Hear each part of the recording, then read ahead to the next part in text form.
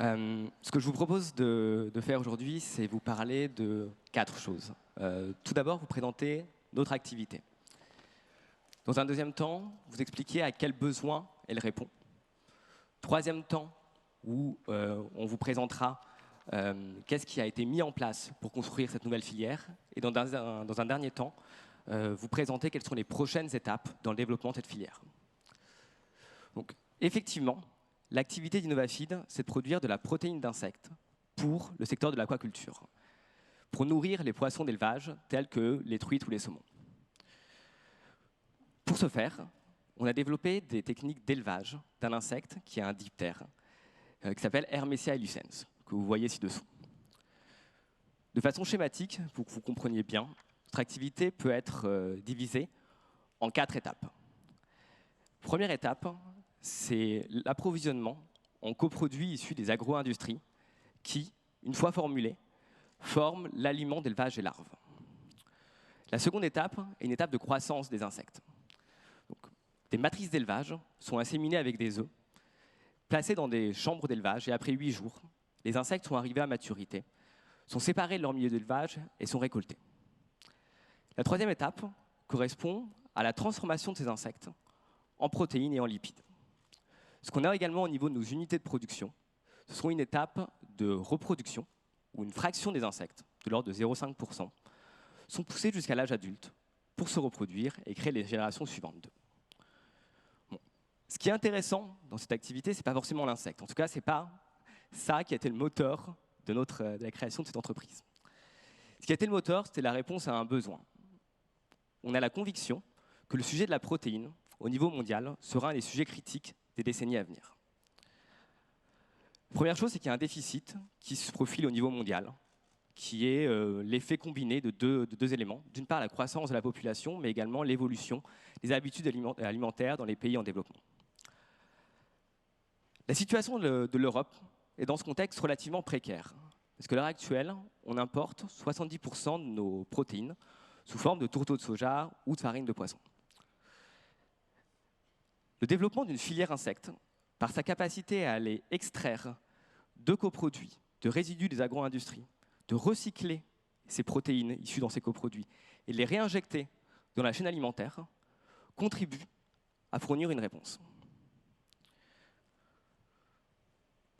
De façon un peu plus concrète, en dehors de ces grandes tendances, le déficit en protéines que j'évoquais est déjà à l'œuvre dans un secteur, dans le secteur de l'aquaculture. L'aquaculture est un secteur assez passionnant qui a connu un succès formidable au cours des 20 dernières années. Une croissance de l'ordre de 10% par an. Et aujourd'hui, 60% des poissons qui sont consommés dans le monde sont élevés, sont issus de l'aquaculture.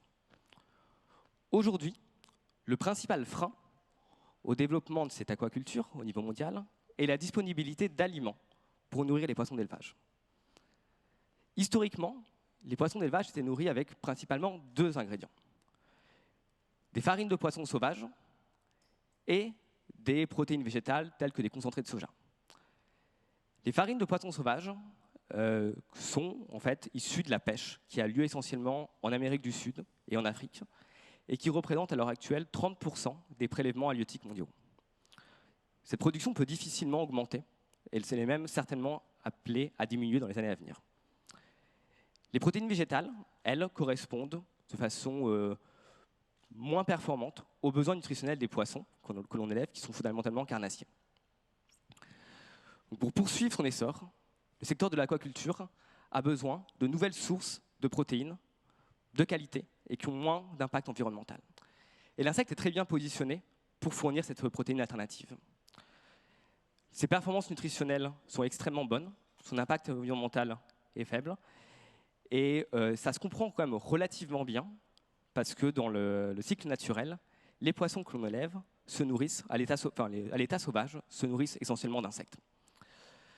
Le défi d'Innovafeed, c'est donc d'industrialiser les procédés d'élevage pour rendre cette matière première compétitive et qu'elle remplace les matières premières actuelles. Comment on s'y est pris pour pouvoir construire notre modèle? Peut-être un dernier point théorique avant de poursuivre. Ce qui était au cœur de nos convictions, c'était la nécessité de mettre en place un modèle de production circulaire. On a la conviction très profonde qu'il n'y a plus de place aujourd'hui pour le développement d'un modèle à grande échelle qui soit en fait en mode linéaire. Donc, notre modèle est circulaire de la façon suivante. On récupère localement des coproduits, des résidus de production des agro-industries, que l'on utilise localement et sans que nos partenaires industriels aient à les sécher, de manière à nourrir nos larves. De ces insectes, on extrait de la protéine qui remplace les farines de poisson essentiellement. Nos propres résidus d'élevage sont des engrais organiques qui retournent au niveau des grandes cultures en remplacement d'engrais chimiques. Grandes cultures qui fournissent à leur tour les intrants pour les agro-industries. Et c'est cette conviction qu'avec un modèle circulaire, compétitif économique, il est possible de scaler, de mettre à l'échelle de façon très forte ce type de production. Comment est-ce qu'on a fait pour pouvoir construire nos technologies? Il y a tout d'abord eu une phase de développement technologique, savoir comment se faire reproduire ces petites bébêtes, comment on doit les nourrir. Il y a eu ensuite une phase de validation industrielle, avec la construction d'un démonstrateur qui se situe près de Cambrai, donc pas très loin d'ici, qui a une capacité de production de 1000 tonnes de protéines par an. C'est actuellement en fait, la plus grande unité de production en Europe. Et peut-être un point sur la conception de cette unité, on a mis dès le départ, avec notre équipe ingénierie, énormément d'énergie dans l'optimisation des énergies. Notre élevage, au niveau de la croissance des insectes, se fait quasiment à énergie positive, parce qu'on a réussi à récupérer toute l'énergie nécessaire au niveau de la zone de transformation. Encore une fois, la conviction que dès ce stade de démonstrateur, il est nécessaire de construire le modèle vertueux de manière à... C'est plus facile de le mettre en place, les éléments vertueux, à cette échelle-là, qu'à une échelle plus importante. En parallèle de cette industrialisation, on a travaillé sur les sujets de construction de filières de commercialisation. Avec une conviction forte, la nécessité de mettre en visibilité jusqu'au niveau du consommateur final, donc l'acheteur de poissons, l'avantage de notre produit en termes de naturalité et en termes de performance environnementale. Cette conviction, c'est qu'il était indispensable de donner en visibilité ces éléments au niveau du consommateur pour pouvoir capturer, pour pouvoir transformer la valeur ajoutée environnementale en valeur ajoutée économique. Valeur ajoutée économique qu'on peut aujourd'hui redistribuer le long de la chaîne de valeur.